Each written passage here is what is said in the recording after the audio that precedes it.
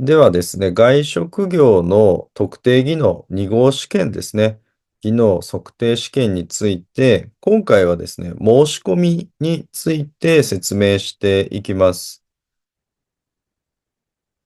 はい。この動画はですね、国内試験の案内の動画になります。試験の内容ですとか、試験の対策の動画とはまた別になります。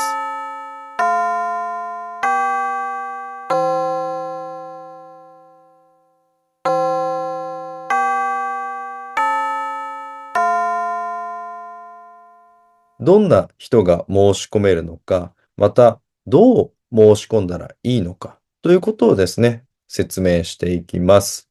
現在、外食業分野特定技能2号試験の申し込みについては、個人からの申し込みはできません。つまり、特定技能1号で働いている皆さん一人一人からの申し込みはできません。皆さんが所属している会社にお願いをして、企業から会社から申し込む形になります。外食業分野において特定技能2号を取得するために必要なポイントは大きく2つあります。1つ目は特定技能2号の試験に合格をすることです。特定技能2号の試験に合格をすることです。これに加えて、日本語能力検定、いわゆる JLPT ですね。これの N3 以上が必要です。ですので、特定技能2号試験の合格と日本語能力 N3 以上が必要になります。非常にハードルは高い、難しい内容となっています。特定技能2号の試験に合格をしたからといって、必ず特定技能2号を取れるわけではありません。そこは注意してください。そして、この試験を受験するためには、次の項目をすべて満たしている必要があります。それはどんな項目か。まずは、ですね。これは在留資格を有する人、不法滞在の人は受験はできません。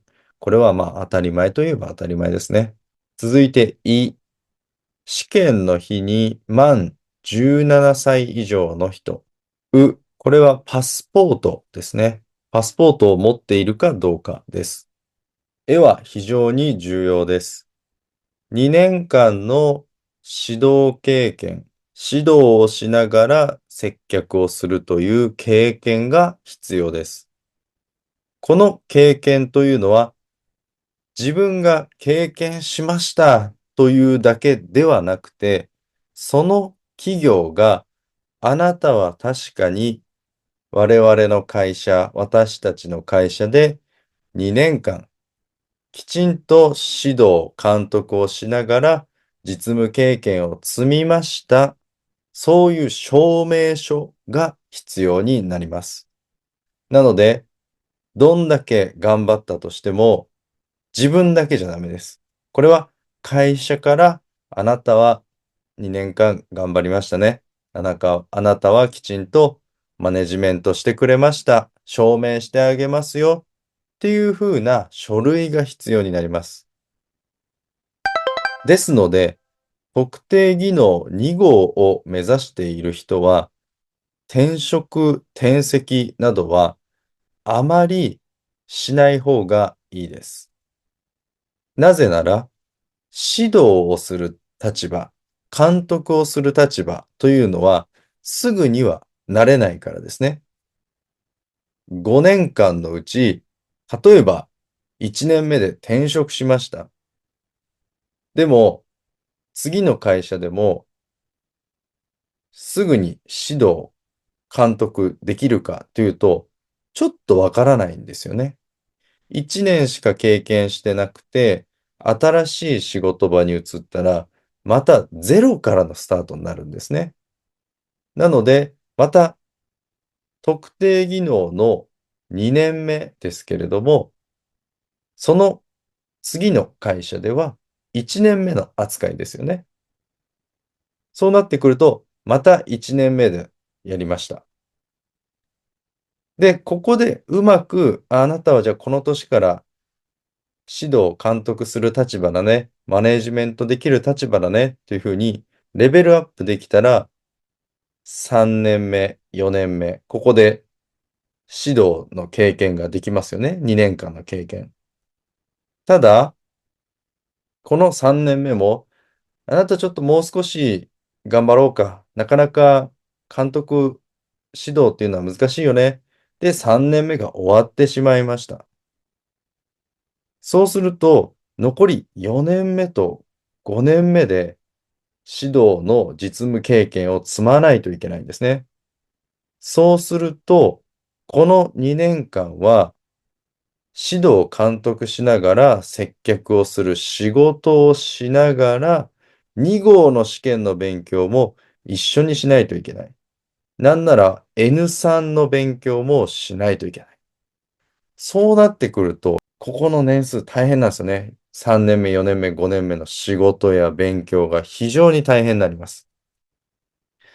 なので、特定技能2号を目指している人、狙っている人というのは、なかなか転職というものは難しいと思います。というか、転職をすると非常に2号になる可能性が下がると思います。ですので、特定技能2号を目指す人は、そういったところの逆算ってわかりますかね？何年目に何の勉強をしないといけないのか。特定技能2号になるために2号の試験勉強を3年目、4年目でやらないといけない。そして実務経験を2年目、3年目でやらないといけない。経験をしないといけない。そういうような形で逆算をして考えていく必要があるかなと思います。続いて試験の科目と実施の方法について説明します。試験の科目は学科試験と実技試験の2科目あります。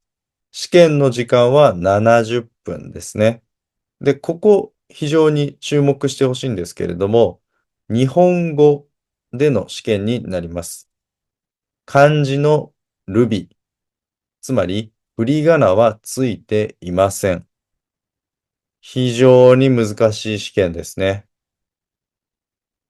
ですので、今私の話している内容、この動画の内容のレベルが理解できないと試験も非常に難しいと思います。そして実施方法。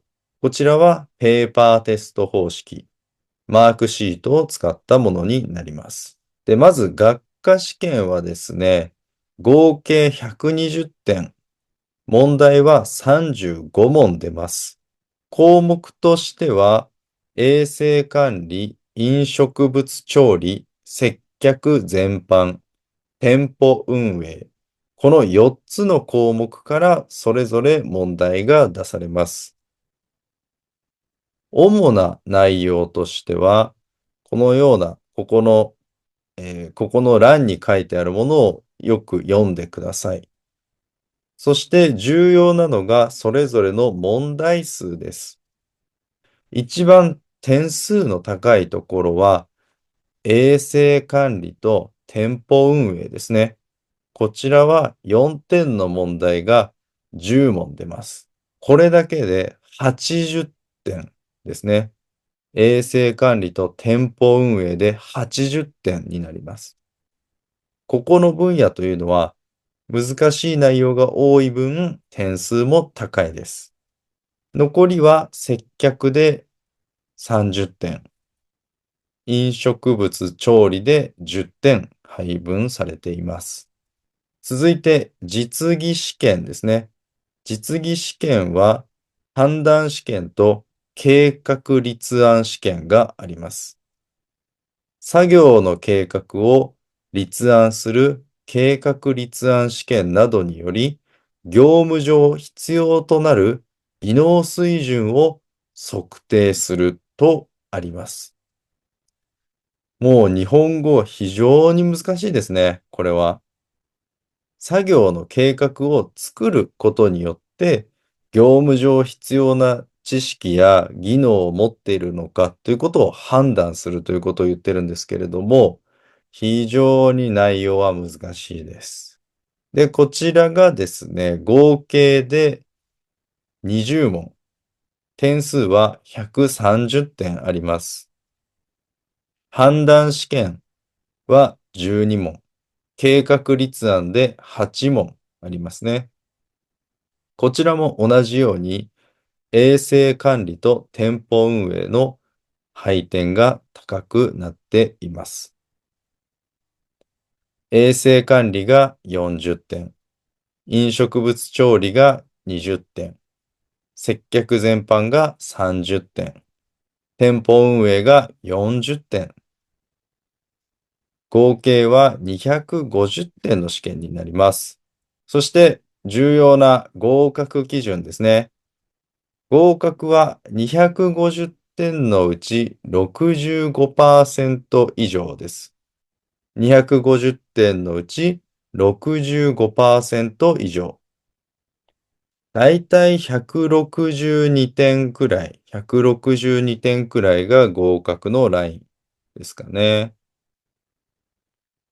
162点を、じゃあどの分野で何点取るのかというふうに考えて勉強する必要があります。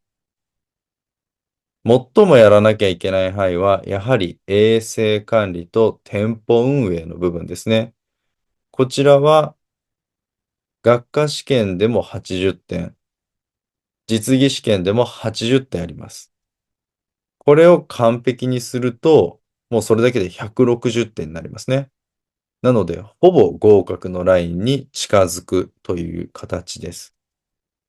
飲食物の調理ですとか、接客というのは、日々行っている業務だと思います。ですので、改めて勉強するというのは、少なくて済むかもしれないんですけれども、衛生管理と店舗運営というのは、しっかりと勉強する必要があります。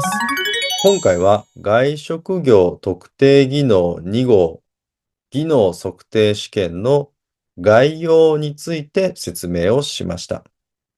次回からはテキストの内容を勉強していきますので、次の動画もチェックしてみてください。それではまた会いましょう。